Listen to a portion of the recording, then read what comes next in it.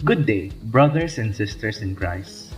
Welcome to Jesus Our Life Giver Worldwide Ministry. We are so blessed to have you tuning in with us right now. But before listening to this week's message, we gladly invite you to our weekly announcements. First, we have our midweek service online. This happens every Wednesday at 7:30 p.m. You can check out our official Facebook page for more details. Next, we have our Dawn Watch, which happens every Saturday, 5:30 to 7 o'clock a.m. at our church. You can invite your friends and family to join us in seeking God first in the morning. Third, every Saturday at 3 o'clock p.m., prayer and intercession takes place at JOL Children's Room. Since we acknowledge that prayer is the backbone of the church, we want to invite everyone in knowing the power of what intercession can do. And of course, we have our Sunday worship service. First service starts at 8 o'clock a.m., while second service starts at 10 o'clock a.m. But for those who are not yet allowed to physically gather with us, we still have our online Sunday service, which broadcasts live at exactly 8 o'clock a.m. on our official Facebook page. We would like to invite everyone to please subscribe to the official YouTube channel of our church. You can click the link above this video to subscribe. And that's it. Let's be excited for what the Lord has prepared for us today. We pray that this message will not only inspire us, but also transform our lives. Happy listening, and God bless everyone. Lord, we thank you. Salamat maging sa iyong salita na aming pagbubulayan sa umagang ito. Kapagbigay ng liwanagan sa amin. At salamat sa iyong inihanda. Salamat sa presensya ng banal na Espiritu mo. Ano man ang nais niyong gawin, Lord, so be it. So be it, my God. Do what you want to do in this place to your people. We love you, we honor you, we acknowledge you. In Jesus' mighty name, this we pray. And everybody say, Amen and Amen. Ang ating pag-aaralan ay nasa aklat ng Awit, chapter 37, beginning verse 18 to 29. Kala ko tapos na ako eh. Verse 18, ang sabi niya, the Lord knoweth the days of the upright, and their inheritance shall be forever. Pwede bang makibasa kayo sa akin? Verse 19,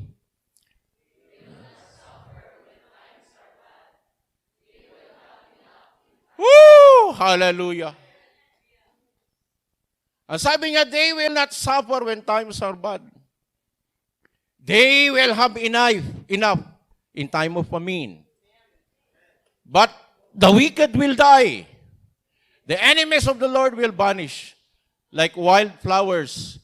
They will disappear like smoke. The wicked borrow and never pay back. Listen. Mga, hindi daw nagbabayad yung mga wicked. Kato na walay utang yung bayar kila, Piano agki nabagaan niya, wicked. Pakisabi sa katabi na walay utang mo, please. Mambayar ka la. Ayos, The wicked borrow and never pay back. Mag-ingat kayo sa mga kakilala nyong ganon. They are wicked. Ngayon, kung ginagawa mo yon, mag-ingat ka. Mag-reflect tayo sa salita ng Diyos. But good people are generous with their gifts. Amen? Good people. Paki-taas nga ng kamay ng mga people. Sa translation, sabi niya, righteous. Amen? The righteous are generous with their gifts. Those who are blessed by the Lord will possess the land, but those who are cursed by Him will be driven out. The Lord guides us in the way we should go and protects those who please Him. Verse 24, if they fall, they will not stay down because the Lord will help them up. Amen. Ang buhay hindi naman laging naandoon ka sa tugatog. May mga pagsubok, may mga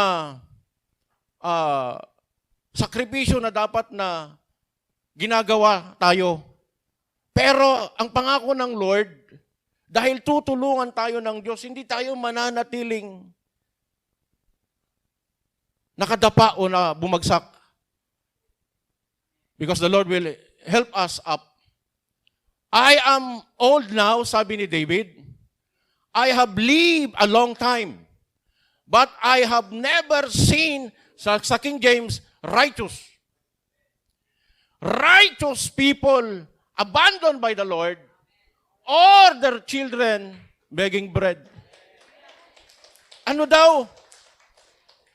Si David, alam nyo halos itong Book of Psalms na ang writer ay si David, actually hindi lang niya yan sinabi. But naranasan niya actually lahat ng sinasabi niya dyan. Siya ang saksi. Nakita niya na ang mga matuwid ay hindi pinabayaan ng Diyos. At ang kanilang mga anak ay hindi na malimos ng kanilang kakainin. Verse 26, at all times, they give. Ito daw yung karakteristik ng mga righteous. Kanina sabi niya, generous. Dito naman sabi nila, at all times, they give freely. And lend to others. And their children are blessing. Lagi silang nagbibigay. Verse 27, turn away from evil and do good, and your descendants will always live in the land. For the Lord loves what is right and does not abandon His people, faithful people. He protects them forever, but the descendants of the wicked will be driven out. The righteous will possess the land and live in it forever. Palakpakan natin ang Lord. Tayo makakaupo na.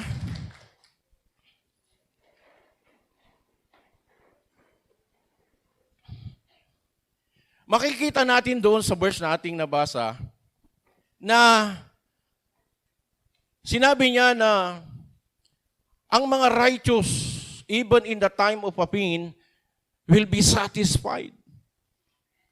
Hindi pagkukulangin ng Diyos. They will not borrow, but they will lend. They are generous and continue to give. Patuloy silang magbibigay. Sabi ng Biblia. And our theme this morning is entitled, Thriving, Not Just Surviving. Amen? Now, kung titingnan natin ang kondisyon ng mundo, ay 2021, sinabi na ng Lord na ang 2022 ay chaotic. Ugly ang mangyayari. No? Kaya, hindi na tayo magtataka na ang mundong ito ay padilim ng padilim. Kasi mismo ang Diyos ang nagsabi. We are living in a difficult times according to 2 Timothy chapter 3. At isa sa mga vision na ipinakita ng Lord confirming, listen, confirming what is happening is that mayroong global famine. May mga shortage sa mga pagkain. Mayroong inflation.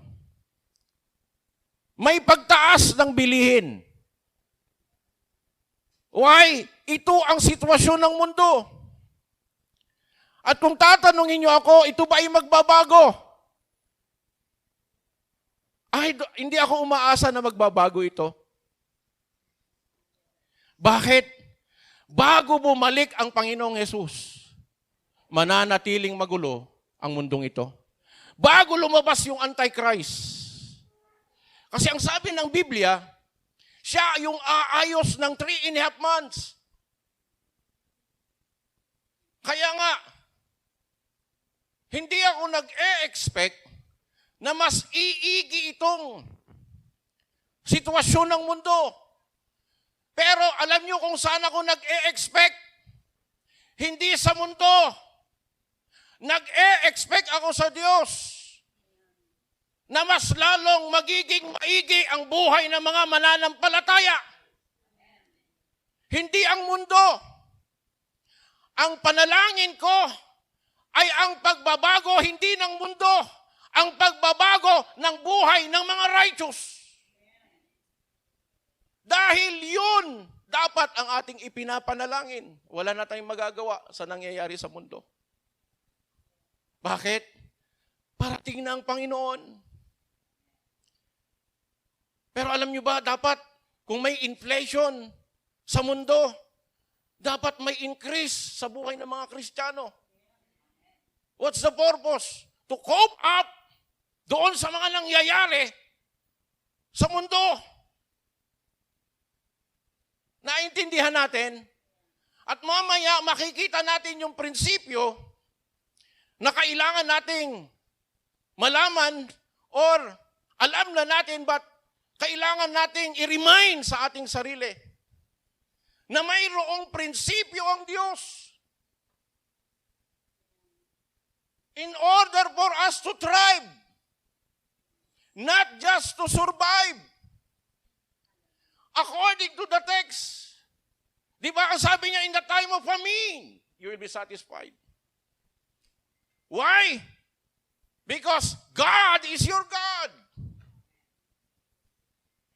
Alam niyo, ang Biblia, hindi man niya ipinangako na tayo'y magiging milyonaryo. Pero isa ang alam ko na sinabi ng Diyos sa kanyang salita. At naririnig din namin na sinasabi niya sa amin personally. Ano yon? Nasabi niya, God will supply all your need. Well, kung iaalaw ng Lord na magiging milyonaryo ka, maganda. But listen, righteous people of God, alam dapat natin ang purpose kung bakit tayo binibigyan ng Diyos. Hello? Aalamin natin yung prinsipyo at aalamin natin kung ano yung purpose ng Lord. Bakit kanya? Bakit magtatribe ka? Bakit hindi ka lang magsusurvive? Alam dapat natin ang purpose. Lahi tayo ni Abraham. Ang sabi ng Lord sa kanya, I will bless you to be a blessing. Yun yung purpose natin. Pakisabi sa katabi, God will bless you to be a blessing. Now, one of the blessing, the least of the blessing matatakal natin sa umagang ito. Mamaya mapag-uusapan natin yung less of the blessing of God, which is money. 2 weeks ko nang pinagpipray na ituro ito. Why? Because hindi nyo ako madalas makita. Wala akong naaalala na nagturo ako about money. Hesitant ako na ituro kasi nga, but ito yung kinakailangan nyong marinig. Ayaw kong ituro, kaya nga supposed to be last week akong magtuturo. Kaya sabi ko, hindi ko sinabi sa aking may bahay, huwag muna magturo. Pero ito na yon. Hinahayang praying, Lord, bigyan mo ako ng turo. But nabuo na ito eh. Kinain ko na ito ng 2 linggo eh. Kaya ito na yung nasa heart ko eh. At sabi ko, okay. And I realize na dapat ito yung kinakailangan na nating marinig. Dahil lahat naman tayo nangangailangan nito. At minsan na-rebuke ako ng isang pastor, sabi niya, matagal na ito. Sabi ko, about teaching in this particular topic. At ang sabi niya sa akin, ay, sino ba dapat ang magturo niyan sa congregation? May pinagkatiwala ng Lord sa iyo. Hindi ba dapat yung pastor? Hindi ako umimik, oo nga ano. Oo nga ano. Kaya lang kuminsan hindi na pag-uusapan. Bakit? Ang alam natin kapag pinag-uusapan, makamundo tayo. Kaya, maya-maya ay matatakal natin itong pera.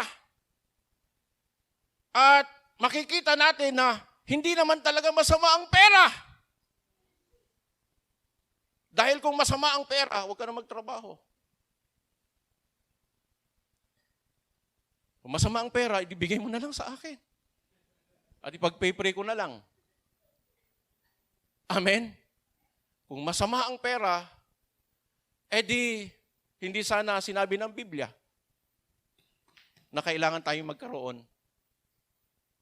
Amen? Now, ito yung kondisyon ng mundo. Iyan ang kondisyon ng mundo. Pero, hindi dapat ito yung kondisyon natin. Remember, bagamat yun ang kondisyon ng mundo, I need you to remember this, a bad economy does not limit God's power. Pangalawa, what goes on around us does not limit Him. God is limited only by our thinking. Yan ang katotohanan. Now, mayroong intervention ng Diyos. Ano yun? Expect the hands of God to manifest in your behalf even in the midst of disorder and chaos. Alam nyo, 2021, na-reveal na ito sa atin. That 2022 is chaotic. May chaos. Sinabi ng Lord sa aking may bahay, 2022 is ugly. He was talking about itong nangyayari. Alam nyo, manood kayo minsan ng world news. Makita nyo ang gulo ng mundo. May mga bansang wala ng gasolina.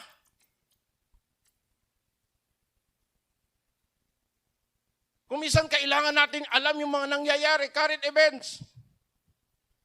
And God revealed to that in the midst of chaos, ang kamay ng Diyos ay nakaunat. Na anong ibig sabihin nun? Narinig ko kay Jerry Sabel, nagko-confirm doon sa nire-reveal ng Lord sa atin dito. 1, don't watch. Vision, nagbigay ng Lord ng vision na ang kamay ng Diyos nakaunat. And God is ready na iparanas yung sinasabi ng mga propeta ng Diyos sa atin. Mayroon lagi intervention ng Lord. Bakit? Hindi mo mababago ang Diyos ng sitwasyon dito sa lupa. Bakit? Hindi siya nagbabago. Walang imposible sa Kanya. Lahat kaya niyang gawin. At ito actually ang pangako ng Lord na kayang mag-intervene ng Lord in behalf of His people sa ating mga anak ng Diyos. Yun ang nais niya. Kaya nga dapat nararanasan natin ito. Mararanasan natin ito. Bakit? Dahil ang Diyos ang nag-reveal, hindi ang tao. The good news, sabi ni Joel Osteen, God likes to show up and show out in hard times. He likes to do the extraordinary because it brings Him more honor. Hello? Ang importante, napaparangalan ng Diyos. Kapag nagre-reveal ang Lord sa iyo, sinong napaparangalan? Hindi ikaw, kundi ang Diyos. Why? Because you call Him Father. You call Him God. Dahil tinatawag mo siyang Ama, naaalala niya ikaw ay ang kanyang anak. Pababayaan ba niya ang kanyang anak? No! Pababayaan ka ba niya? Diyos mo siya. Pakisabi sa katabi, hindi. Hindi ka niya pababayaan. Now, surviving and thriving are two different things. Una, surviving is essentially living a life of maintenance. Surviving.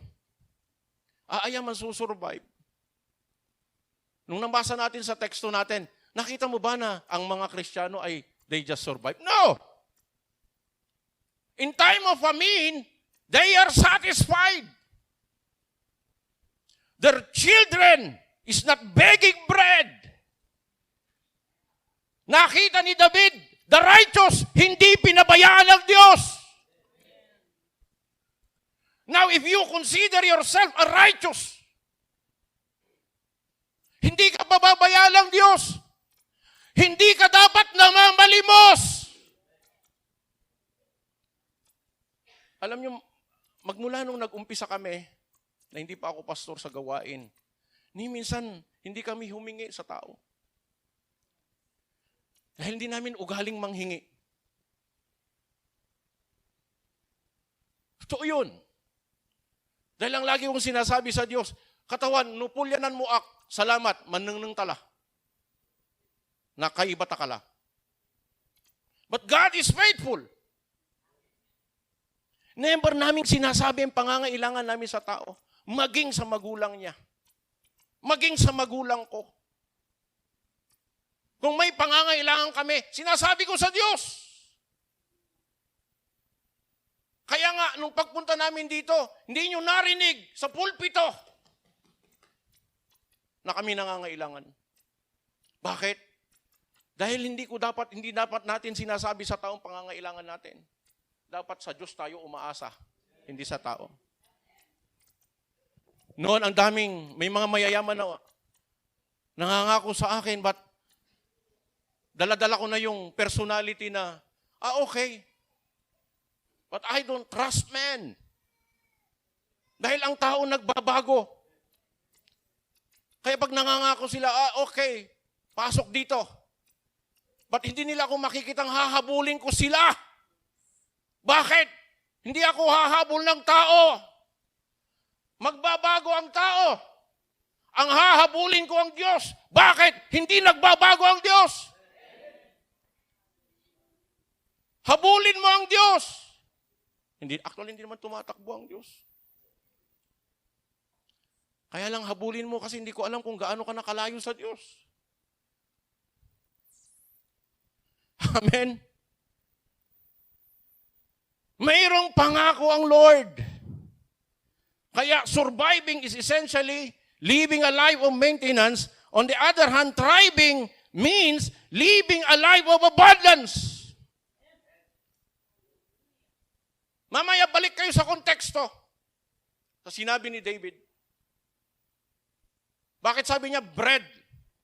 Kasi ang konteksto mga Israelita, hindi naman sila kumakain ng rice. Kung Pilipino sana, di sabi niya, rice.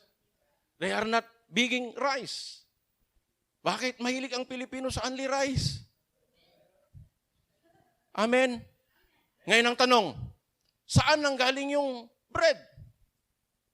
Sa tindahan ng harina. Binili ng tatay niya. Di ba? Bakit? May pambili sila. Bakit di sila nauubusan?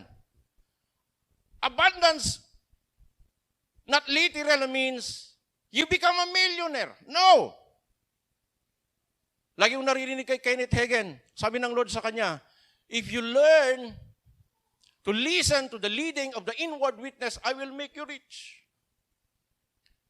But the word rich doon ay in-explain ni Kenneth Hagin, nang sabi niya, it doesn't mean you become millionaire.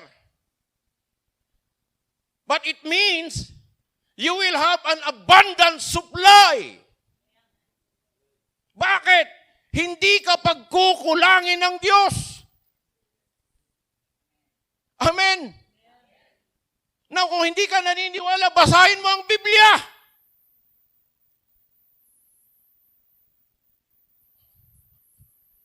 Kailangan mong buklatin ang Biblia at tingnan mo kung anong sinasabi ng Diyos.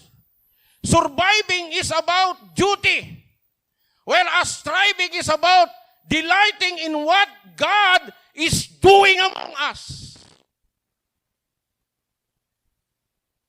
Amen. Lord, I want to thrive. What's the purpose? Dahil alam natin ang Diyos kumikilos. At may purpose ang Lord. Why do we need to thrive? Bakit kailangan kong mag-thrive? Bakit kailangan kong maranasan itong abundance na ito? Actually, nabanggit sa ating teksto kanina. Ang sabi niya, pero mamaya makikita natin, pakakapyawan ko lang. Ang sabi niya, be generous. Continue giving. That's the purpose. Bibigyan ka ng Diyos para may ibibigay ka.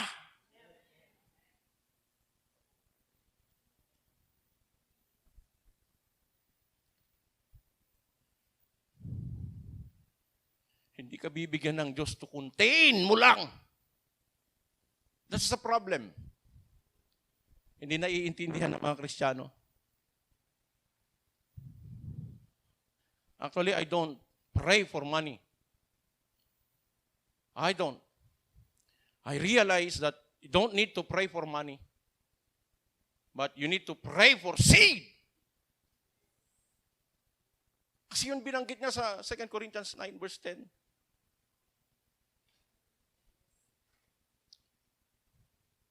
Ang Diyos, bibigyan kanya ng seed. And God will multiply that seed. Pero anong gagawin mo sa seed? Itatanim mo. Bibigyan kanya ng seed para itanim. And God will multiply it. Yan ang sabi ng 2 Corinthians. Kaya nga, Lord, bigyan mo ako ng pera. Hindi. Wala doon ang pera, nandito ang pera. Ang ibibigay ng Diyos, seed. Binhi. At anong gagawin mo sa binhi? Agmuka kanan.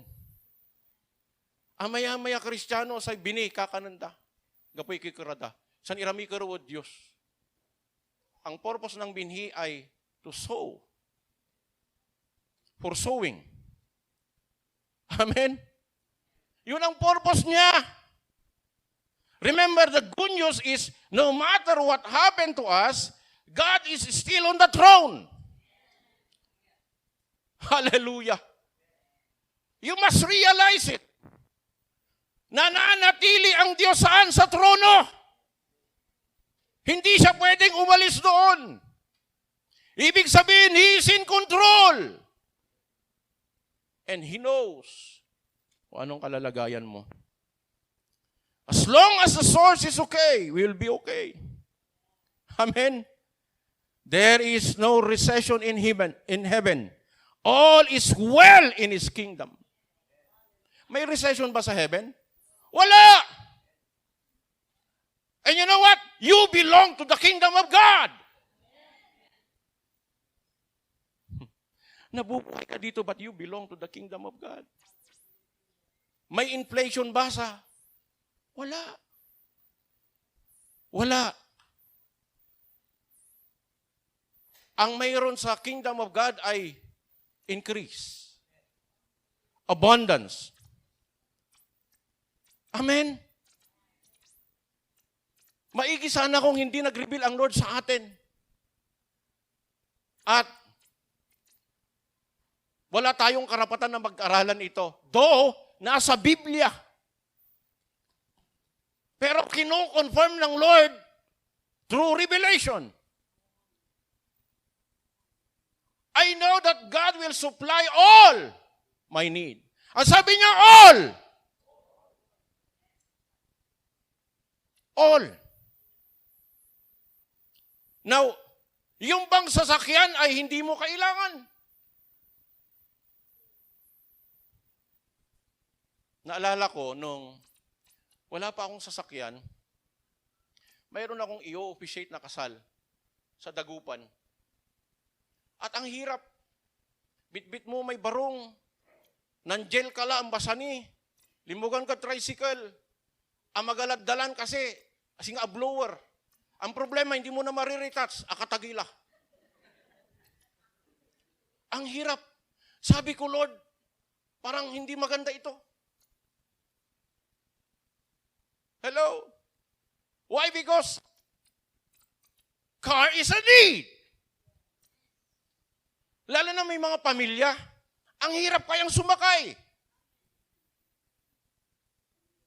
Mag-commute, nagtataasan ng pamasahe. Do you think hindi kalooban ng Diyos na magkaroon ka ng... No! Kalooban ng Diyos! Kaya lang, itong isip na ito masyadong relihiyoso. Akala mo, pag humingi ka ng sasakyan, hindi ka pupunta ng langit. Makamundo ka, ano ka, hilo? Can you imagine? Ang mahal ng pamasahe, papunta ka lang ng bayan, 20 pesos.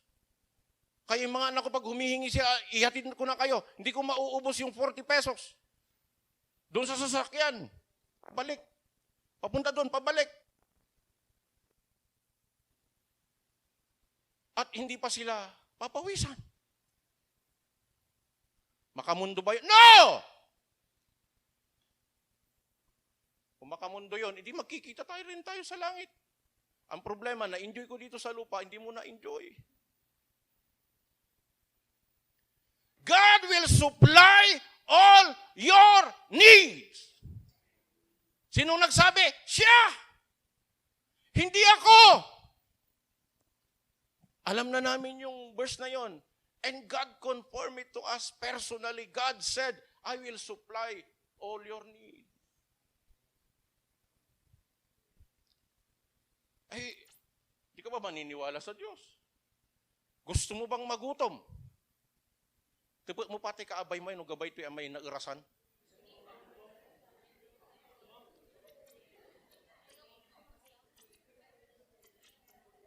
Ayaw mo bang magbago ang buhay mo? Alam nyo kung minsan itong isip na ito masyadong relihiyoso. Kang nagpapaniwala, kung sinabi ng Diyos, isusupply niya, sabi niya, all! Eh di all! Pag sinabi niya ng all! But mamaya, the principle. Dapat malaman natin yung prinsipyo. Kasi kung minsan, gusto nating isupply ng Lord yung lahat ng pangangailangan natin, but the principle of God, the principle of the Bible, hindi natin gustong gawin.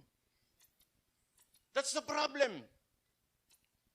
Gusto mong i-provide ng Lord yung pangangailangan natin, but ang pwedeng kumilos na hindi niya sinabi. Bakit? Dahil kung hindi, violator siya. At kung violator siya, you cannot trust God. Kaya kung anong sinabi niya, yun ang gagawin niya. He lives by His principle. At ang gusto ng Diyos, tayo mga anak niya, we live by the principle of God. Yun ang gusto niya. Bakit? Doon siya kumikilos. Doon siya gagawa. Saan? Sa prinsipyo niya. Why? Because He knows what He's doing. Now, God's assurance according to the text, God will take care of our needs. Ay, proposition muna. Parang wala dito. God assure us that in time of crisis, we will thrive and not merely survive. Amen? Believe that we can still have the best year. Why? Because God said it. Now, ano ang assurance ng Lord? Una, God will take care of our needs. In verse 18, balikan nyo na lang mamaya. Pangalawa, we will not suffer in bad times. Balikan nyo yung text. Pangatlo, we will have enough in time of famine. Pang-apat, we will be blessed and be a blessing. Panglima, God will guide us and protect us. What is the problem? Ang problema, for some, money is ungodly. They say that it is a sin to have plenty of money. Listen, kung sin ang magkaroon ng maraming pera, anong pambabayad mo sa kuryente? Nagtaasan ng kuryente. Dati ang kuryente natin dito, 5,000 lang. Ngayon, mag-11,000. Biruin nyo yung pagtaas niya, more than 100%. Hindi lang kalahati, 100%. Now, if you don't have enough money, paano mo babayaran ang bills mo? Yung tubig tumaas din. May mga tao lang na hindi tumataas. Lahat na tumaas.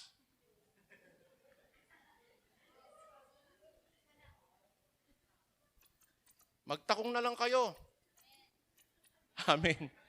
Sekonda, amen. Andi bali, balbalag kayo at arapan na Diyos. The truth is, mamaya may verse dyan, it is not a sin to have money, but it is a sin for money to have you. Hindi masama ang pera. Ang masama kung kinukontrol ka ng pera. Timothy, yung verse. Tingnan nyo, sabi niya, actually yung 10, gabay na gabay natin. But those who want to get rich fall into temptation and are caught in the trap of many foolish and harmful desires, which pull them down to ruin and destruction. Bakit? For the love of money.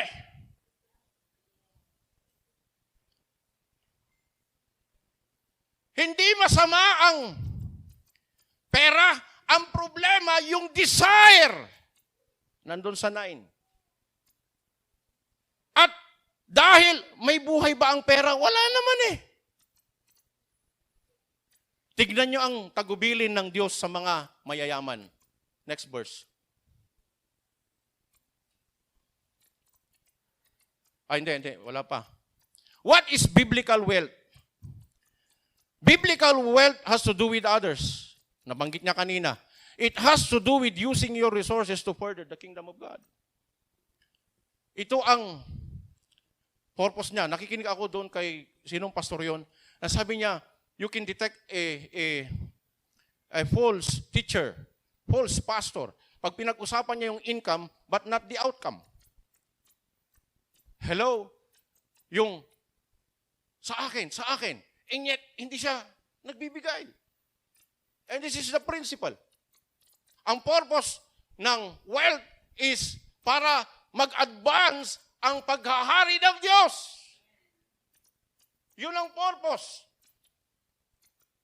Now, what is biblical prosperity? Biblical prosperity is when your needs are met and when there is enough leftovers to care to others. Listen, kaya ka binibigyan ng Diyos ay para may maibigay ka sa iba. Ang maling turo ay kuha ka ng kuha na hindi ka nagiging blessing sa iba.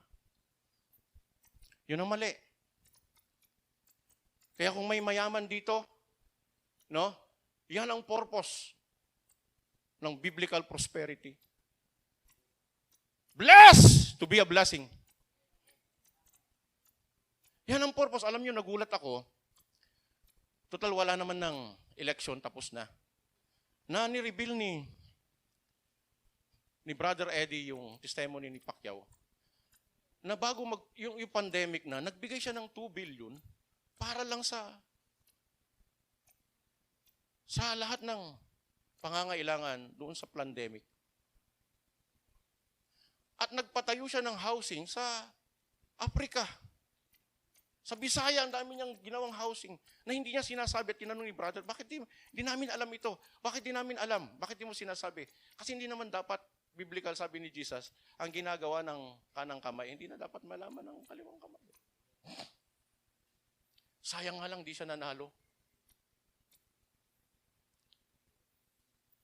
Wala kung may abong mo. Natantaga nalong kapoy abong mo. Grabe. Bakit? Dahil alam niya kung ano ang purpose ng kayamanan. Tingnan niyo ang Matthew, ang 2 Timothy. Ay 1 Timothy chapter 6, verse 17 to 19. Ito, para sa mga mayayaman. Tell those who are rich not to be proud and not to trust in their money, which will soon be gone. But their pride and trust should be in the living God, who always richly gives us all we need for our enjoyment. Verse 18. Tell them to use their money to do good. Yan ang sabi ni Pablo kay Timoteo. Sabihin mo sa mga mayayaman na itong gawin nila. They should be rich in good works and should give happily to those in need. Actually, itong mundong ito, the reason why we are, pinag-aaralan natin ito, no? Gusto ko, i-bless ako ng Lord. What is the purpose? Hindi lang para ma-enjoy ko at ma-enjoy ng pamilya ko yung blessing na yun. No! Para at least man lang mayroon akong maibigay. Dapat yun yung purpose. Hindi ka lang kumikita, piano walay. Kanon mula, kanon na kanon na kanon. Dahil yan ang ibig sabihin ng biblical prosperity.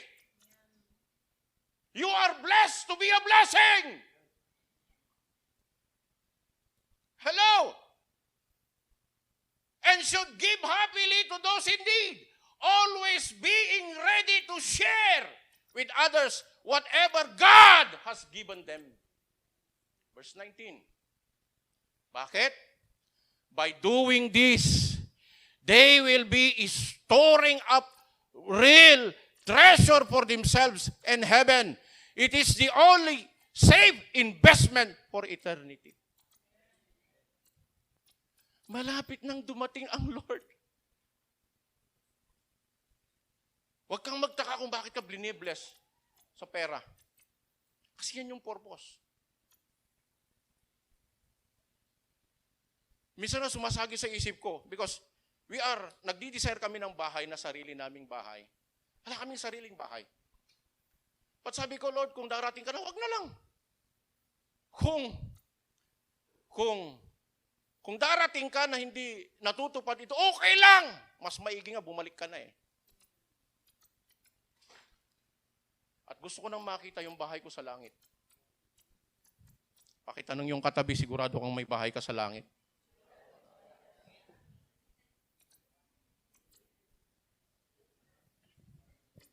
Hello! Hindi masamang pagandahin yung bahay natin dito sa lupa. Hindi masamang magpatayo ng bahay. Walang problema dun eh. Ang problema ito yun eh. Gusto ng Lord, and they will be living as fruitful Christian. Yun yung purpose ng Lord. Ang pagbibigay ay nagpapakita that you are a fruitful Christian. Hello? Ngayon, kung hindi ka nagbibigay, abay, delikado. Baliktarin mo yung fruitful Christian na yan. Anong klaseng Kristiyano tayo? Now, ang totoong kayamanan will not burden us. Ang sabi ng Proverbs 10:22, the blessing of the Lord, it make it rich. And He added, no sorrow with it. Dahil ang nagmumula sa Lord, walang kasamang kapighatian. Blessing nga eh. Remember, we need to know the biblical principles about how to manage our finances. These principles are tried, tested, and proven true. Listen, pag narinig mo si Miles Monroe, sabi niya, we are managers. God has given us, pinagkatiwalaan tayo ng Diyos. Para ano? Para i-manage natin ang ipinagkatiwala ng Lord. We are managers. We are not the owner, but we are managers. Kaya ang sabi niya, si Adan at saka si Eva nung nilagay ng Diyos, sila doon sa Garden of Eden, ang sabi ng Lord, cultivate it. Cultivate. Ginawa niyang, pagandahin mo. Bakit? You become a manager. Manager ka ng ipinagkatiwala ng Diyos. Ipinagkatiwala ng Diyos. Dapat maging good managers tayo. Pakisabi sa katabi, be a good manager. Amen? Hello? Lahat ng nasa atin ipinagkakatiwala lang ng Diyos. Magamit sa kanyang kaharian. Hindi naman maramot ang Lord eh. Gusto niya ma-enjoy mo rin eh. Basahin mo ang 2 Corinthians 9 verse 10. Nandun yun. He that ministers seed to the sower shall increase that was sown. Yun ang sabi niya. Saan nagmumula ang seed? Sa Lord. At anong gusto niya? Ang sabi niya, i-increase. Para ano? Para may makain ka din. At pagkatapos ano? Para may maibigay ka din. Sa iba. Hello? Merong isang verse na hindi nailagay ng aking secretary. Yung Luke 6:38. Ano sabi niya? Give, and it shall be given you. Good measure. Maraming Kristiyano nagpray-pray ng increase. This is the principle. Kung hindi ka nagtanim, walang increase. Aga na patak, sukwartang tawa niyo, patakad si ka, hindi yung pati ka. Ay no, puro barya. Anong sabi ng Luke 6:38? That is the principle. Give and it shall be given. Ngayon kung hindi ka nagbibigay, mabibigyan ka ba? No! Ang gano ipikasin! Kaya nga hindi pinagpipray eh. What is the principle? Tanim! Aani ka! Ang maganda, pag nagtanim ka, yung itinanim mo, magmumultiply. That is the principle of God. We live to give, not to take. Yun ang sikreto. Dahil nagtataasan ng lahat, gusto ng Lord mag-increase. Maging yung finances natin. But what is the principle? Give and it shall be given. Ituloy nyo yun. Good measure, pressed down, shaken together, running over. Can you imagine? That's the principle. Di mo pwedeng sabihin, Lord, increase me. No! Kung anong nasa iyo, itanim mo. Ibigay mo. At anong gagawin ng Lord? Imumultiply ng Diyos. Yan ang prinsipyo doon. Kaya nga hesitant ako na wag ituro, but I said, Lord, kailangan. Bakit? Nangako ang Lord, open hands of God. Mamaya makikita nyo. Kung sino yung makakaranas ng mga open. Sino yung makakaranas ng open hands of God? Nakita natin kanina, the foundation is, kayong mga pinagpapala, consider to be rich. Anong purpose nyo? Good works. Giving is good work. is good work. Giving ay nagpapakita that you are righteous. Kaya if you consider yourself a righteous, dapat isa ito sa mga nakikita sa iyo. Dapat mapagbigay ka. Bakit? It reflects your Father which is in heaven. Ang Diyos nga bugtong niyang anak, binigay niya sa iyo. Kaya isa sa mga paborito kong verse 8:32 o 31, ang sabi niya, kung hindi niya pinagkait ang kanyang bugtong na anak, mga bagay pa kaya? Isa sa mga paborito kong verse, but I need to know the principle na hindi ka lang blinebless ng Lord para sa iyo. Laging magtutulak ang Diyos ng mga nangangailangan na tuturuan din ng Diyos na magbigay. Alam nyo ba, nung nasa San Carlos kami, nagtuturo ako ng 2 church, Sunday service. May time na wala kaming pamasahe pabalik. At hindi ko sinasabi sa pastor ko na may pangangailangan. Hindi ko sinasabi sa mga leaders na may pangangailangan. Sabi ko sa aking may bahay, mag-antay ka lang. Sinabi ko na sa Lord ito, magpo-provide ang Lord. Pagkatapos ng service, nasa likuran kami ng church. Biglang may lumapit, mahirap ang buhay niya. Mahirap ang buhay niya. Dami niyang anak. At nagtitinda siya ng may ilalawkad, hago. Dami niya anak, yung bahay niya kasi nagba-Bible study ako sa kanila. Manggiw-giw ya, ang iter na etik 100 o 150. Sabi ko sa aking may bahay, tingnan mo, hindi natin sinabi sa tao, pero nangungusap ang Lord. Bakit yung mahirap ang ginagamit ng Lord? Para turuan sila to increase. Na kapag mayroon na sila, hindi nila makakalimutan that they are blessed to be a blessing. Madalang kang makakita ng maraming pera na mapagbigay. At sana nga, dumami yung lahi ni Abraham. Amen? Deuteronomy chapter 28 verse 13, ang sabi niya, if you listen to this command or principle of the Lord your God that I am giving you today, and if you carefully obey them, the Lord will make you the head and not the tail. And you will always be on top and never at the bottom. Going back to the text, ang sarap maranasan.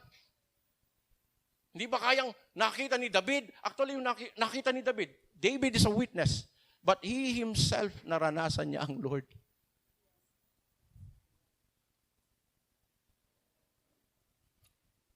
Naranasan niya ang Diyos, di siya pinagkulang ng Lord. Ano sabi ng Deuteronomy? Ang blessing ng Lord, ng Lord, you will be the head and not the tail. Ikaw ang ulo, hindi ikaw ang buntot. Now, ano yung prinsipyo dyan? How to thrive in the midst of crisis. Una, have faith. Ano sabi ng salita ng Diyos? Matthew 7 verse 11, so if you sinful people now know how to give good gifts to your children, how much more will your heavenly Father give good gifts to those who ask Him? Have faith. Manampalataya tayo that what? That God will supply your need. Why? Because He is our Abba Father.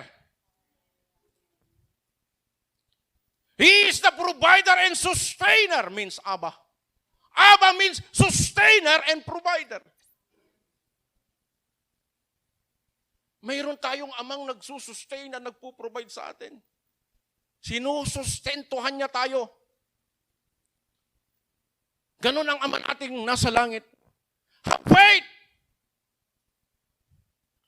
Magkaroon ng pananampalataya. Matthew 6 verse 20 to 30. 2 Saturday kong tinuro itong how to have victory over worry. God's antidote to anxiety. Sabi ng 28, and why worry about your clothes? Look at the fields, lilies. They don't worry about theirs. Yet King Solomon, ilabas mo na lahat. Yet King Solomon in all his glory was not clothed as beautiful as they. And if God cares so wonderfully for flowers that are here today and gone tomorrow, won't the more surely care for you, O men of little faith?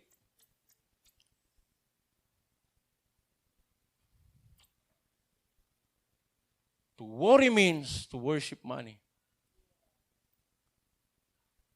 Natatakot ka na mawalan. Ang epekto nitong financial crisis na mangyayari ay tatakutin niya ang mga tao. Kasi, bakit ko ibibigay? Para na sa akin ito baka magkaroon ng shortage. Pero hindi yun ang principle ng Lord Ang sabi ng Lord, in the time of famine, you shall be satisfied. But how can God move? Paano niya gagawin yung sinabi niya that He will supply all your need, na yung prinsipyo niya ay hindi nasusunod? Hindi pwedeng baliwalain ng Lord yung prinsipyo niya. Kaya kahit na umiyak ka ng umiyak, may ibibigay niya yung prinsipyo niya. At yung prinsipyo niya, yun ang gusto niyang gawin natin para makakilos siya sa atin. Amen? Why worry? Bakit tayo mag-aalala? Ang sabi niya, actually pag tinuloy yan, no? Ang sabi niya, your heavenly Father knows what you need. At itong mga bagay na ito, sabi niya, ito yung mga hinahanap na mga hintel. Alam niyo ba kung sino yung mga hintel? Dati tayong mga hintel. Ang mga hintel, wala silang Diyos. Kaya nga, sabi ko sa Don't Watch, pagkatapos nito, sabi ko, dapat yung worry sa atin, graduate na tayo sa pag-worry. Why? Because we can trust God. Instead of worrying, trust God. Hindi ka pababayaan ng Diyos. Pero be sure na nabubuhay tayo according to the principle of the Word of God. Amen? Amen? Now, warning. Verse 24 ng Matthew 6. No one can have two bosses. Sa ibang translation, sabi niya, no one can have two masters. He will hate the one and love the other, or he will listen to the one and work against the other. You cannot have both God and riches as your boss at the same time. Sa ibang translation, mammon. Ang mammon sa ibang translation is money. Hindi mo pwedeng gawing Diyos ang pera. Hindi pwedeng Diyos mo ang Diyos at Diyos mo din ang pera. You will hate the one and love the other. Sinong mas mahal mo? Pera o ang Diyos? Hello? Pag ang master mo ang Diyos, hindi kanya pababayaan. Pag ang master mo ang pera, mauubos yan. And you know what? You will have sorrow upon sorrow upon sorrow upon sorrow. The love of money is the root of all evil things. Love of money. Listen, you should choose faith over fear. If you love the Lord, choose faith over fear. May negosyo ka ng Sunday, isara mo! Now, the reason why hindi mo maisara, why? Because may takot! Baka! Can you imagine 2 oras lang, hindi mo maisara?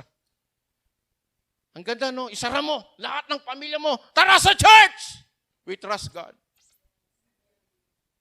Eh di pagkatapos, ibatik ka lang. Hindi nga sinabing San Agaw You know what? Pag tiningnan mo talaga, what's the reason kung bakit ayaw isara ng mga may negosyo sa Sunday? Fear! Aminin nyo o hindi, it is fear. para kang nawawalan. Why? Because you love money more than God. Minsan nandito tayo pero yung isip natin nandun. Hello? Bato-bato sa langit ang matamaan mabago. Bakit ka matatakot? Matakot ka kung inalaw ng Lord. Although hindi naman ginagawa ng Diyos yun. Na mawala lahat. Mawala ng lahat, wag lang ang Diyos. Dahil ang Diyos, di ka mawawalan. Maaring may mga Kristiyanong dumaan sa ganon, but praise God, kung nanatili sila sa Lord, ibabalik ng Lord. God can restore what was lost. And double the trouble. Look at Job. Dinoble ng Lord yung nawala, ninakaw ng kaaway. God can double it. Bakit? Tingnan niyo yung buhay ni Job. Hindi siya nagkasala, even in his word. Naked, I came out from my mother's womb. Sabi niya, hubad akong lumabas sa aking ina. Hubad akong babalik. Praise God! Worship the Lord. Sarap, no? Pero tayo natatakot tayo. Choose faith over fear. Ganitong nangyayari sa mundo. May pananampalataya. Faith cometh by hearing and hearing the word of God. See the principle of God. Give and it shall be given. Tuturuan ka ng mundo na magdamot. Bakit? To preserve yourself. Preserve your family. Pero ikaw lang yun. Ay paano pag inalis ng Lord yung preservation niya, yung kamay niya sa'yo? Matindi yun. Mas mahirap yun. Amen? Kaya pakisabi sa katabi, kung nagpipray ka ng pera, baguhin mo. Mag-pray ka, binhi. Minsan mo, may mga hindi umaangat. Bakit? This is a principle. Kung sa bilay katawan, sabi nga nila, kung mahirap kang naipanganak, di mo kasalanan. Kung mahirap kang mamatay, kasalanan mo. But at least, your needs are met by God. Hindi ka man maging milyonaryo. No? But mayroong abundant supply. Hindi ka nagkukulang. Hindi ka pagkukulangin ng Diyos. Amen. Walay na ilutom. Walay na ilutom malanang. Akin man titiwala ka Diyos. Hindi sa sarili mo. Bakit? Pag magtiwala ka sa sarili mo, kulang yan. But what if God allows, no? Ang kagaya ng Job, to test our integrity, our faithfulness to the Lord. Pakisabi sa katabi, wag mong gawing Diyos ang pera.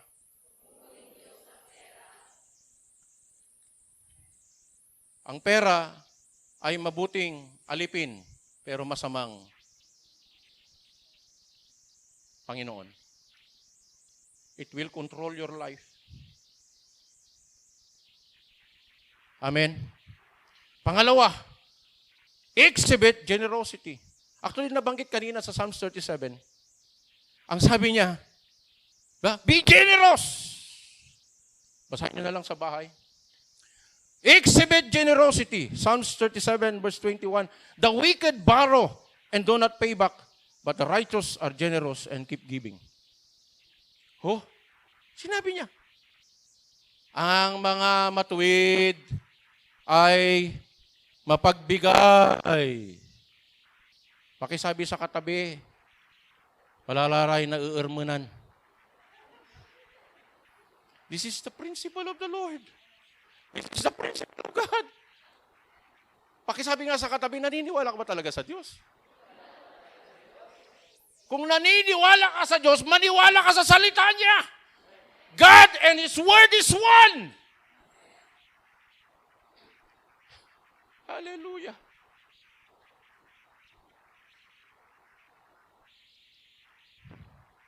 Napaka-generous ng aking may bahay.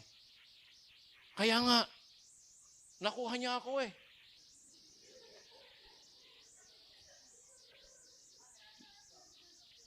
Leader ako sa church, love gift ng love gift. Sino nagbigay? Lala. Sino nagbigay? Lala. Ako ang tamanaya. Pipikasi to ak siguro. Pugi prang, galadya. Nantwa, nalatwak. Amin.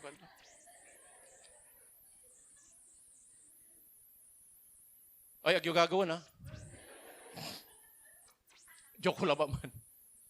Pag nagtanging pa ng pera, aani ka ng pera. Amen. Hindi ka ani ng tao. But, yung may awit na kinakanta ako dati Thank you for giving to the Lord. Why? One day, dahil sa pagbibigay mo, because of the advancements of the kingdom, maraming magpapasalamat sa iyo sa langit. Amen. Dahil nagbigay ka, nagkaroon ng crusade. Dahil nagbigay ka, na-evangelize yung mga mahihirap because of your giving. At anong nangyari? Nakakilala sila. At hindi mo alam, no? Surprisingly, nasa langit ka na, lalapit sa iyo, nagpapasalamat sila sa iyo. Yun yung mensahe ng thank you ni Ray Boltz. Thank you for giving to the Lord. Yun. Pag-aawit ako hanggang bukas tayo dito, kaya wag na. Amen. The truth is, when we believe that our needs will not be met by God, then we will withhold and we will worry a lot. Listen. Bakit ka natatakot na magbigay? Kasi hindi ka talaga naniniwala that God will supply your need. Alam niyo ba ang giving? Alam niyo bang tithes and offering? Sa Genesis chapter 28, si Jacob, nung sabi ni Jacob, Lord, lahat ng ibibigay mo sa akin, ibibigay ko yung 10th part. It was tithes. Tinignan ko sa commentary, no? Ang pagbibigay ng tithes ay gratitude mo sa Lord because you know that everything ay binigay ng Diyos. At nagpapakita ng pagtitiwala mo yung self, anong tawag doon? Self-dependency mo sa Lord. Dependent ka sa Lord, na Lord, ibibigay ko ito. Alam niyo, tinuruan ako ng Lord mag-tithes nung hindi pa ako pastor. 1 month. Dati, binubuo namin ng 1 month. May trabaho siya, but yung sweldo niya, 2,000. What is 2,000? Ang lalaki na ni Joy. Ako, volunteer ako sa church. Wala nang binibigay sa akin. Volunteer nga But my motivation is to serve God, not the money. Alam ng Lord yun. And there was a time na nangangailangan kami, but hindi namin sinasabi sa tao, sinasabi ko sa Diyos. And then God spoke to me about giving my tithes sa every week. Kasi iniipon namin nun. Generosity. Generous ka kung hindi mo maibigay yung tithes mo. Paano ka naging generous? Kung yung hindi sa'yo, hindi mo maibigay. Hindi mo maibalik sa Diyos. Hello? Tinuruan ako ng Lord. Can you imagine? May tithes kami, ibibigay namin, wala na kaming pamasahe pa uwi. But I trust God more than anyone else. Kaya nga sabi ko, Lord, hindi alam ng aking may bahay ito. Sabi ko, Lord, kung hindi mo kami bibigyan, salamat. Magpapasalamat ako. Why? Magkikita na tayo. Ganun talaga ako dati. Magkikita tayo, salamat. Agak lang na urasan. O tanaklad si ka. But God is faithful. God is faithful. Hello? Be generous. Bakit di natin maibigay? Natatakot tayo. Saan ka natatakot? Hindi ka talaga nagtitiwala sa Diyos. Si Jacob nagpapakisabi ng komentary dahil nagpapakita ng dependency mo sa Lord. Yung buhay mo. Hello? O yung 10 part, di mo maibigay Tapos nagpipray ka ng 1,000,000, di mas lalo. Hello, this is the principle of God. This is the principle of the Bible. Hayaan mo magkaroon ng inflation. Bakit? I-increase ng Lord kung paano, hindi ko alam. But He knows everything. And He knows what He's doing. Hello? At nanahimik sila lahat. Nalungkot sila lahat.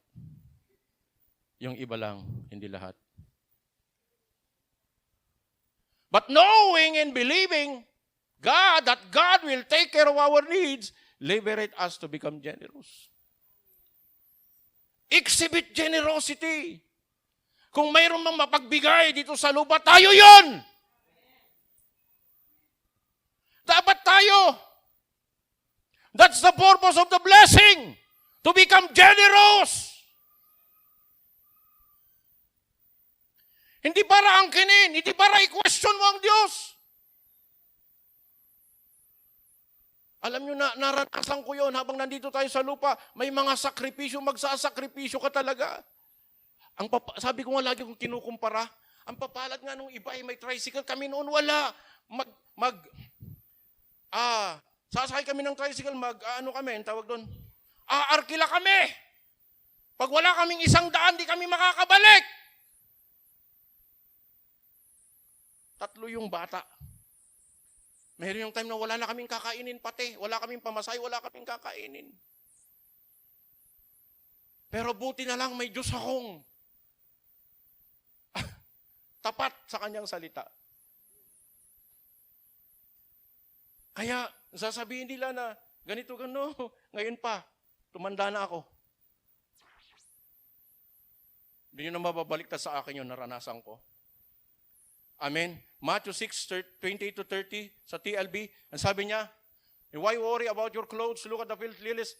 Binanggit niya ulit, and if God cares wonderfully for flowers, there are here today and gone tomorrow, won't He more surely care for you? Alam niyo ba na mas mahal ka ng Diyos kaysa sa halaman? Mas mahal ka ng Diyos kaysa ibon.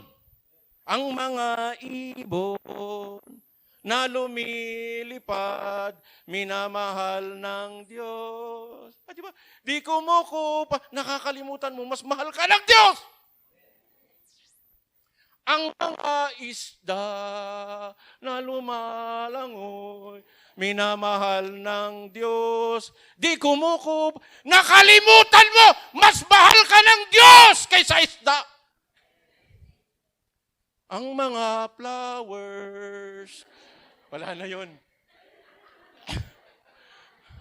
na tumutubo, minamahal ng Diyos. Ang nagkukuponsin ako, di ba? Nakalimutan mo, mas mahal ka ng Diyos kaysa lili.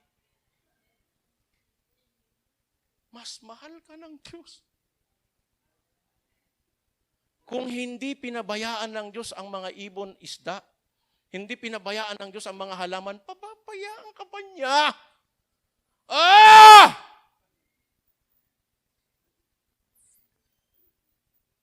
Pakisabi sa katabi, hindi ka pababayaan, sigurado ako. Yung nasa likuran, sabihin, hindi ka pababayaan ng Diyos! Yung mga hindi mo pa napagsabihan, sabihin mo, hindi ka pababayaan ng Diyos!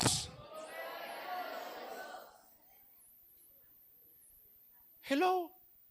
Ikumparam sa sarilim ed manok.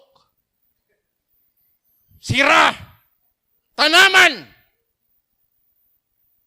Araya, ginaway Diyos sa katawan. Aray-arom, ginaway Diyos sa katawan, imbaga to, magkaroon. Pero sika, duma. Nan ginawa to ito, natatakot sa Diyos. Kuha na Biblia. Fearfully and wonderfully made. Hindi ka pababayaan ng Diyos. Alam nyo, makuha nyo lang ito, wala ka ng problema. Hindi ko sinasabing walang problemang darating, may problemang darating. But hindi ka maaapektuhan, hindi ka magwo-worry. Why? Why? Dahil mas mahal ka ng Diyos kaysa ibon. Pwede bang ipaawit minsan ang mga ibon? Isang buwan. What's the purpose? Para lang maalala ng tao na mas mahal ng Diyos ang tao kaysa ibon. Pwede naman, di ba? Tapos nagla-live tayo, kinamalia, El Shaddai, iraraman na mo ang mga ibon. Kasi makakalimutin ng mga tao. Ang gano anton kasanting niya tanaman, mas inaro ka na sa Diyos at tanaman. Naalala ko may tanaman ng banji. Alingwanan mo banji? Bali, joke ko labat man. Tanaman kasi anunutan ko. 2 Corinthians chapter 9, 8 to 9, ang sabi niya, and God will generously provide all your need. Then you will always have everything you need. Woo! Hallelujah! Tingnan nyo. And God will generously, why? Because that is His character. Ang Diyos, generous. Then you will always have everything you need and plenty left over. For what purpose? To share with others. Bakit may increase? Para mayroon kang ma-share sa iba. Aliwan parad si Kalabat. Verse 9. As the scriptures say, they share freely and give generously to the poor. Their good deeds will be remembered forever. Ang Diyos ang nagsabi. Alam niyo kung bakit si Cornelius, natuwa ang Lord sa kanya. Hindi naman siya Hudyo eh. And God sent an angel to speak to him na ipadala si Pedro. Bakit? Because of his good deeds. Mapagbigay. Nagpapatayo siya ng mga templo ng mga Hudyo. And then mapagbigay siya. And he is an unbeliever. Magrasay Diyos sa katawan. Eh how much more you are? You are a child of God. Amen. 2 Corinthians 9 to 10, for God is the one who provides seed. Ito yung sinasabi ko kanina. Don't pray for money. Pray for seed. It is your responsibility to sow. Luke 6:38, sabi niya, give and it shall be given. You are sowing. Kung ano nasa iyo, you sow it. Kung may mahirap, Lord, tayuan mo. Lord, sinabi mo, if I sow, Lord, I will reap. At ang maganda doon, press down, shaken together, running over. God will multiply what you have sown. Yun ang prinsipyo niya. Ang sabi niya, for God is the one who provides seed for the farmer and then bread to eat. In the same way, He will provide and increase your resources. What is the purpose? And then produce a great harvest of generosity in you. God wants you to be generous. Hello. Dahil mapagkakatiwalaan ka ng Diyos. How to thrive in the midst of crisis. Act as a good steward. Listen, everything that you have ay galing sa Diyos. Pinagkatiwalaan ka lang ng Diyos. Huwag mong aariin dahil you are a manager. Sabi ng verse, Luke 6:10 and 11, who can be trusted with small things can always be trusted with big things. Whoever is dishonest in little things will be dishonest in big things too. Verse 11, if you cannot be trusted with worldly riches, you will not be trusted with the true riches. Money is worldly riches. What is the true riches na tinutukoy ng Lord? Generosity is kayamanan na galing sa Diyos. Alam niyo ba na kayamanan yung mapagbigay ka? Not the money itself, but you who gives generously. Karakter yun ng Diyos. Yun ang kayamanan na totoo. Hello, wag kang matuwa. Wag ka lang matuwa, ma-excite na nagbibigay ka. Matuwa ka that you reflect the character of God by giving. That's the true riches. Pero paano ka gagawin ng Lord na generous to reflect His character as He is a generous God when hindi ka mapagkakatiwalaan ng worldly riches, which is money? Ang napagkakatiwalaan ng maliit ay mapagkakatiwalaan ng malaki. Alam niyo ba, iba yung nararamdaman ng mga taong nagbibigay. Si Pacquiao, sabi ba nagbibigay, ini-interview siya, tuwang-tuwa siya. That is, yun yung kayamanan na hindi material. Ang sarap. Pakiramdam. Ito yung asamin nating kayamanan. Huwag ito. Kailangan natin ito to pay our bills para sa ating pangangailangan. Hindi tayo pababayaan ng Diyos. But asamin natin yung kayamanan na kayamanan na gusto ng Diyos. Yung character ng Lord, yun ang kayamanan na totoo. Yung nagbibigay ka, yun ang kayamanan. Mayaman yung mga nagbibigay. Hindi man ganun. Karami ang pera nila pero mapagbigay sila, mayaman sila. Hello? Alam nyo ba yun? Actually, ang kayamanan din nakabase sa karami ng pera mo. Nakabase sa generosity mo. Kaya nga yung nagbigay, yung in-example ni Jesus, no? Ang sabi niya sa mga disipulo, sinong alam nyo na mas malaking binigay? Yung mayaman, yung binigay ng mayaman, sabi niya, tira-tira lang niya. Pero yung matanda, yung might, binigay niya, buong buhay niya, binigay niya. Nirecommend ng Diyos, yung matanda. Bakit yung binigay niya, buhay niya yun eh. Yung mayaman, tira-tira lang niya yung binibigay nila eh. Masasaktan sila kapag marami silang binibigay. Amen? Kaya, humanda kayo mamaya, mga espiritu ng Judas. Palalabasin natin. Pakisabi sa katabi, humanda ka. Gusto niyo ba lumabas? Si Judas? O si Barabas? Amen. Pang-apat, last. Last na ba? Remember, generosity doesn't work without stewardship. If you're giving generously but not stewarding wisely, you're not going to see that provision overflow. Amen? Questions to ponder. Ayan, bibilisan lang natin yan. Basahin nyo na lang. O, yan. O, yan. Sige, ilabas mo na. O, nakita nyo na. Okay, nakita nyo na. Last. D is demonstrate faithfulness. Amen? Galatians 6:9, ang sabi niya, don't get tired of helping others. You will be rewarded when the time is right if you don't give up. Remember, we must apply all that the Scriptures say concerning finances, and we must do it consistently in order to see financial fruitfulness. Amen? So how to thrive in the midst of crisis? Anong nabuo? Head.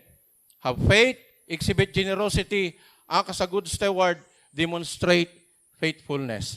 Now, yung conclusion natin, kahit wag mo nang i-click yun, sasabihin ko yung sinabi ng Lord about chaos, and 2022 is God's open hands. Now, sabi ni Jezebel, sino ang makakaranas ng open hands of God? Because open hands of God means napakadali yung pangangailangan natin, madali mong makuha. Because God, inunat ng Diyos ang kanyang kamay. Yung provision ang tinutukoy niya.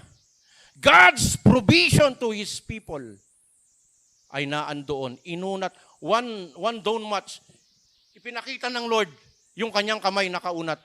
And God is ready to pour out yung provision niya. Kanino? Sa kanyang mga anak.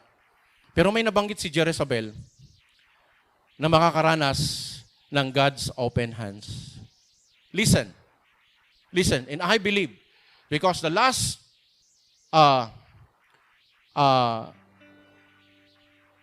faithfulness, ang sabi ni Jezebel, the Lord told him na ang makakaranas ng open hands of God in the midst of chaos is those who are full. Yung mga tapat sa Diyos. Yung mga tapat sa Diyos. You will experience God's open hands if you are faithful. Pwede ba tayong tumayo? Hindi na tayo aawit. Naintindihan nyo yung turo, right? Pamuhay na lang natin. We'll ask God's grace para ma-reflect yung character ng Lord sa atin. Tinawag tayo to be the head and not the tail. But we need to thrive in the midst of crisis. Hallelujah. Hallelujah. Oh, hallelujah, Jesus. Have faith. Exhibit generosity. Act as a good steward. And demonstrate faithfulness to God. Lord, Ikaw ang nagsabi at ang sino man ang gagawa ng sinabi mo, they will see the fruit. Sinabi mo, give and it shall be given. Increase will come to those who give. Dahil tinawag mo kami as a good steward. Tinawag mo kami as managers. Lord, you are the one who increases, O Lord, the seed that have sown. That you will increase also our generosity. Lord, I pray, as they hear your word, Lord, bigyan mo kami ng puso to respond on your word. Dahil ang sinabi mo sa iyong salita in James, Panginoon, tinawag mo kami, not just hearers of your word, but doers of your word. At sinabi mo, Panginoon, in Luke and Matthew, na yung mga sumusunod sa iyo ang makakaranas, Panginoon, ng pundasyong hindi nagigiba kapag may dumating na unos. Lord, hindi kami titingin sa crisis, titingin kami sa iyong salita. Ikaw ang aming Diyos, ikaw ang aking Diyos, ikaw ang kanilang Diyos, ikaw ang magpo-provide sa kanila. Lord, ikaw ang aking Diyos, naniniwala ako sa iyong salita that you will supply all my need. And you confirm it, O God, that you will supply my needs, O God. Hallelujah. If you believe it, it will be done. Mangyayari sa iyo. If you don't believe it, hindi mangyayari sa iyo. Lord, salamat sa iyong salita. Pinupuri ka namin. Pinapasalamatan ka namin. Ito po aming Panginoon. We give you all the praise. We give you all the glory and adoration and thanksgiving. Give the best clap offering to God right now. 9, 8, 7, 6, 5, 4, 3, 2, hallelujah!